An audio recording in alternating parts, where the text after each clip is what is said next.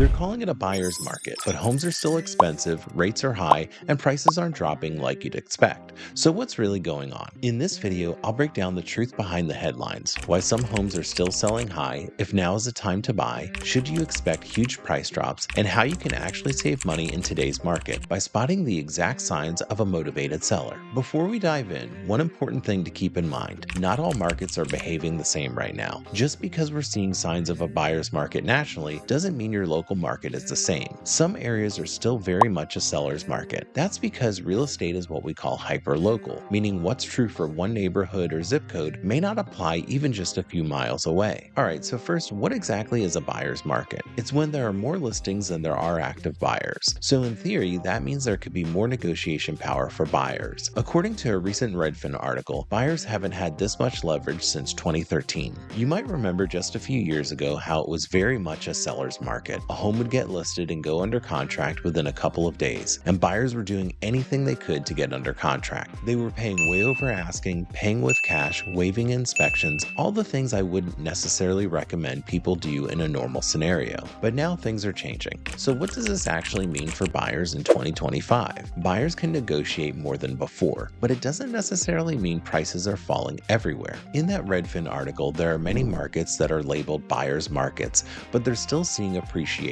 What I notice is the appreciation is just a little slower than normal. It looks like a lot of these markets are appreciating about 1%, maybe a little bit lower year over year. Historically, the average appreciation is 3 to 5% a year. And basically, if you don't know what appreciation means, it essentially works like inflation. As time goes on, things get more expensive. So historically, homes have gotten about 3 to 5% more expensive each year. But right now, in buyer's markets, we're seeing it at about 1% or less. There aren't many markets where home prices are dropping significantly. The biggest that I saw was in Jacksonville, which was negative 3.4%. So overall, we're not seeing huge price drops. So why aren't prices falling even in a buyer's market? Well, inventory is higher, meaning there are more homes on the market, but not all sellers are flexible. Many sellers are emotionally anchored in those 2022 prices. They remember bidding wars and assume their home is worth more, even if the market has shifted. It's the theory of "I have the best home on the block." This gap between seller expectations and buyer reality creates the space to negotiate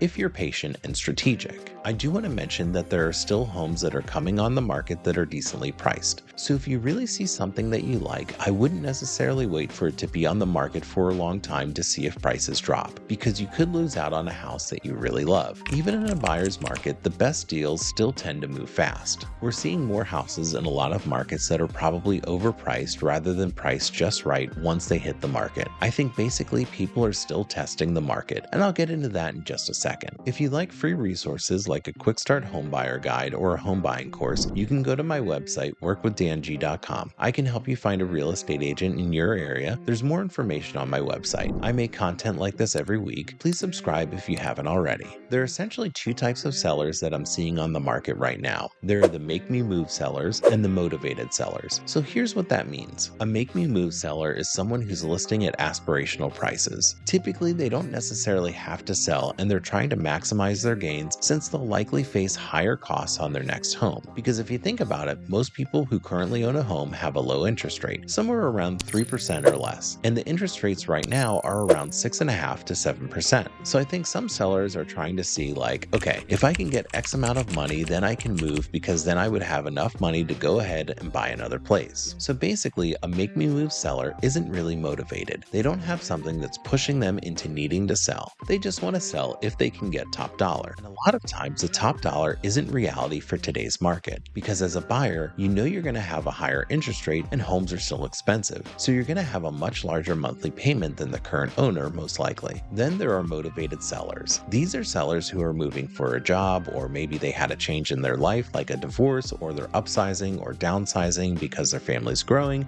or the kids are moving out. Regardless, they need to sell and are more open to negotiation. So you might be able to buy below list price or even below appraised value, value, but that depends on the situation, not just the market label if it's a buyer's market or seller's market. And just to clarify, when you buy below appraised value, you're essentially walking in with equity on day one. That can give you a stronger financial position right from the start and may make refinancing easier down the line. Appraised value is based on things like recent comparable sales or comps, the condition of the home, and what's happening in the market. So when you can buy below that number, that's a potential win for your budget. Should we expect home prices to drop drastically? I think if you look at real estate as a whole, I don't see huge price drops. And this is what I mean by that. I don't see the median home price dropping drastically. You may see one-off homes here and there that have big price drops, but overall, I think home values are remaining about the same. Now, some things that could change that is if there's some sort of financial event, like an economic collapse, a recession, or something like that. Then I could see prices potentially dropping more significantly. But this would be a lot different than what we saw in 2008, because if you think about it, most homeowners have a decent amount of equity in their homes. Equity is the portion of the home that you actually own. A lot of homeowners own 50% or more of their home. There are also a lot of homeowners who own their home outright and don't have mortgage payments. So people in those situations, even if something did happen and there was a big economic collapse, might be able to borrow from their equity to stay afloat for a while. So it's quite possible people in that situation wouldn't even need to sell their homes. Even if there is an economic downturn, I don't necessarily see the same results we saw in 2008. If you think back to 2008, in a lot of markets, home prices eventually dropped about 30%. Now fast forward to now, from about 2020 to today, home values have gone up by about 40% in most areas. So even if there was a big drop, prices would still be much higher than they were 10 years ago, for example. I think we're going to see more of a mixed market. Some areas will see home prices rise slowly, maybe 0.5% or 1% each year. Other areas may see small drops of 0.5% or 1% a year for a while, but nothing that looks like a total collapse. With all that being said, is it a good time to buy a home? If you're financially ready, this could be a great time to buy, especially if you're able to negotiate smartly. I'll give you a strategy in just a moment on how you can do that. As a buyer right now, in a lot of markets, you have less competition, more leverage, and more data to work with. What I mean by that is when you're negotiating, you can show the seller that there are price reductions,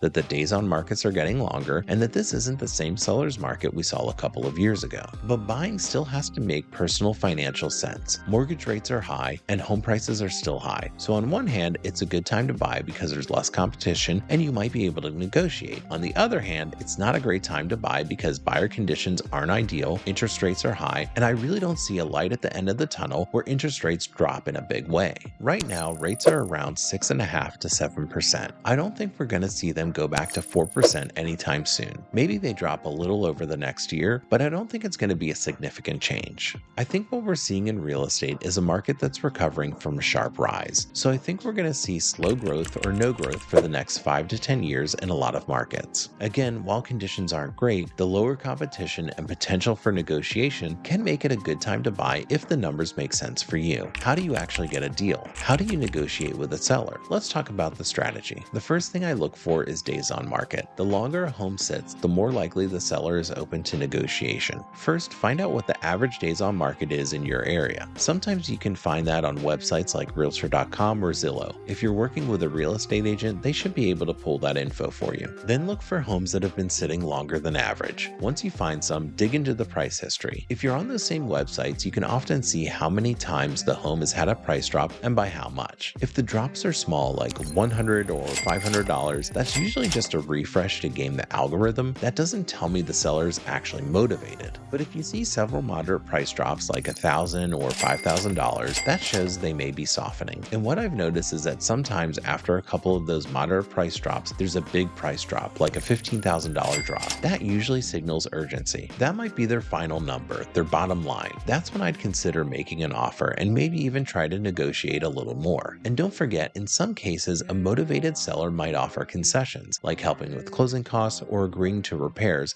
on top of a lower price. That can save you thousands without even changing the sale price. You can monitor listings manually or set alerts on Zillow or realtor.com so you're notified when a price changes. That way, if one of those price drops happen, you can jump on it quickly because again, even in a buyer's market, good deals move fast. So that's a pattern I've been seeing. A few moderate drops followed by one large one, and then it usually goes under contract pretty quickly after that. Another sign that you might be able to buy a home under appraised value is if the current owner owners bought during the pandemic and are already trying to sell. That can be a sign that they have to sell, but these sellers may take longer to drop the price or negotiate because they may not have much equity yet. Compared to someone who bought 20 years ago, a pandemic-era seller just doesn't have as much wiggle room. And again, you can use sites like Zillow or realtor.com to check the sale history of a home and see when the owner bought it. If they purchased in 2021 or 2022, there's a chance they settled on something quickly, maybe during the peak of bidding wars, and are now realizing the home doesn't work for them. In those cases, sellers may not drop the price right away, but if they get to a point of urgency, they might do that big price cut. If that happens and the home fits your needs,